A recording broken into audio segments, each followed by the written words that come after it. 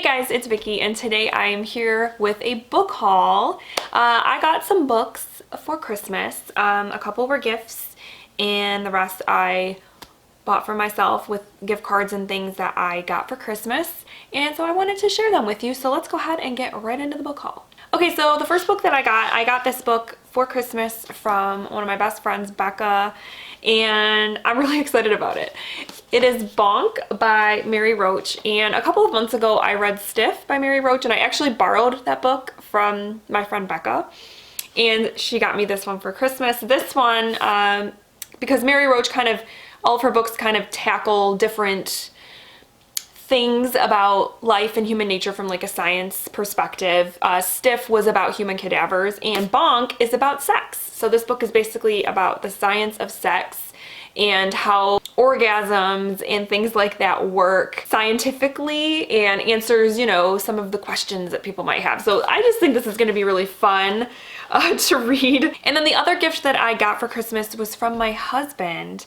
And to be honest, he told me he got this book because he went to my Amazon wish list and it was one of the first ones. And so he just got it. He didn't know anything about it. He was just like, yeah, sure, that one looks good. But I'm glad he got this one because I'm really intrigued by it.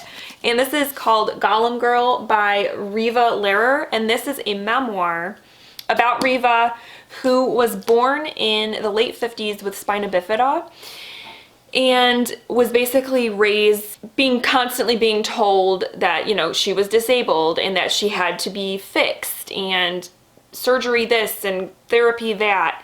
And her quality of life, basically, she was constantly told like her quality of life was basically going to suck and stuff like that. And then she got into adulthood and joined up with this group of artists who were basically all of like anti that sort of feeling about disability. They felt more like, no, you need to, you know, take your disability and use it as an advantage for creativity and for perspective, and you know, you shouldn't feel limited by your disability and all of those sorts of things. And it totally changed her mindset about her condition. And so Riva Lehrer is an artist and a writer, and so this book kind of chronicles her kind of growing into her artistry, using her disability to her advantage. And so this just sounds like a really interesting memoir. There's a lot of cool pictures of her artwork and things in here, and just, you know, so this is going to be, I think, a really cool memoir, and I'm excited to read it. Okay, then the rest of the books I purchased myself with gift cards and cash and stuff that I got for Christmas. So I've got, 5 here. Okay. So the first one that I picked up is Go Tell It on the Mountain by James Baldwin. And if you saw my reading goals for 2021, I mentioned that I really want to read more classics, and James Baldwin is an author that I have never tried.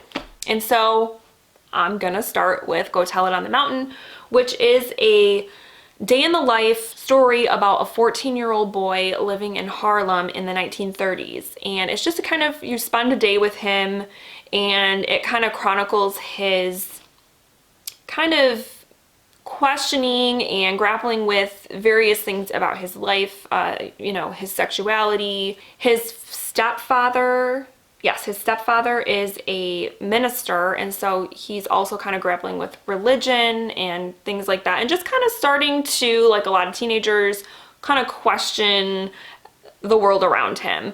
And I've just heard that James Baldwin's writing is very raw and is just very powerful, very good. So I'm really excited to check him out and see what it's all about. Okay, the next book that I picked up is The Devil All the Time by Donald Ray Pollock, and I picked this up because I really want to watch the Netflix movie, but I need to read the book first. So I'm hoping to read this and do a Flicks and Lit video for it. And this one I first heard about, I want to say on Paperback Dreams channel. Her dad read this book and really loved it, and so he convinced me.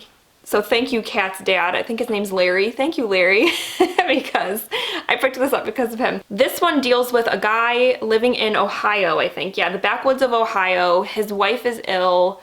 he has a teenage son that is, you know, going through the teenage thing where he's, you know, coming of age, being a teenager sort of thing. And then it just kind of chronicles his life and the people in his community, which I've heard is the kind of what makes this book amazing, is that the characters, there are so many just very layered and interesting characters in this book. It's a very character-driven story, and I'm really excited about it because you know me, I love a character-driven sort of book. So I'm not sure if this is, what kind of book this is, if it's kind of like literary fiction, if it's a suspense novel, if it's a horror novel, I have no idea, but I'm excited to check it out. Okay, so the book I really wanted for Christmas that I was kind of hoping I would get, but I didn't, so I got it for myself. That was like the first book that when I didn't get it for Christmas, I was like, I'm buying this book, is A Promised Land by Barack Obama.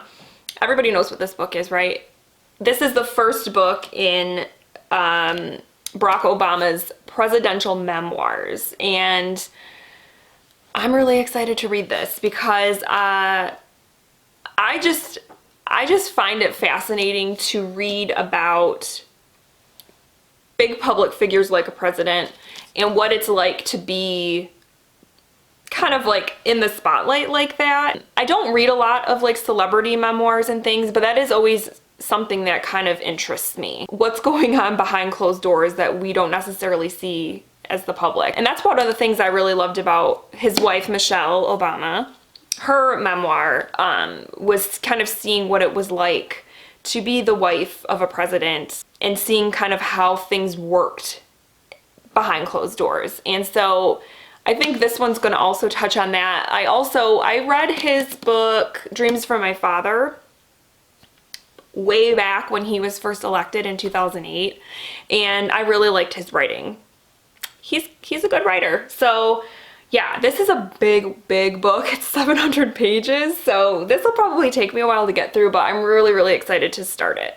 Okay, so then there was something else in my 2021 reading goals that I forgot to mention, and that was that I want to read more poetry. I know I say this all the time and then I don't end up doing it, but it is a goal of mine to try to read more poetry than I did last year. Last year I read one poetry collection, and so as long as I read at least more than one, I will have met my goal. So I was in Target about a week ago, and I came across this poetry collection. And this is a poet that has a lot of collections out there that when I see them, I'm always intrigued, but I was always kind of like, I didn't know if I would really like them or not. But this one, for some reason, I don't know if it's the title or what, just kind of jumped out at me. And I was like, you know what? I've been saying I want to read more poetry. Here's a poetry collection that is kind of catching my interest. What am I doing? Just buy it. So I picked up Break Your Glass Slippers by Amanda Lovelace. And Amanda Lovelace has a few collections out, and all of them seem to center around a specific fairy tale or like a fairy tale trope or something like that. So obviously this one deals with Cinderella.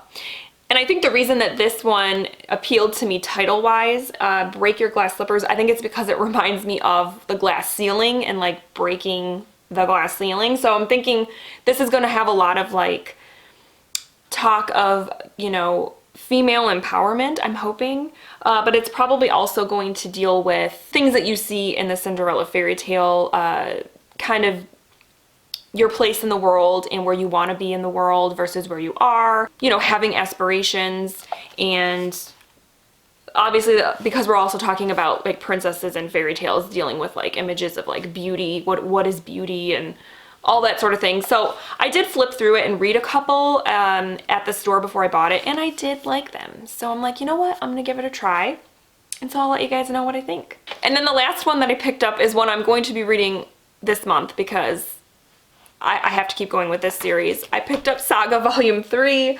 I'm so hooked on this series, and yeah, I'm excited. So yeah, this one is just a continuation of our story. I can't really say much more because it's the third volume, but yeah, I'm loving this series so much. I finished the second volume and was like, I have to get the third one. So yeah, I'm going to be reading this hopefully this month. and I'll let you know what I think of it. Alright guys, so those are all the books that I got for Christmas, either as gifts or gifted to myself. And let me know if you've read any of these books and what you thought of them. Alright, that's all I have. I hope you guys are having a wonderful week, and I will talk with you soon. Thank you so much for watching.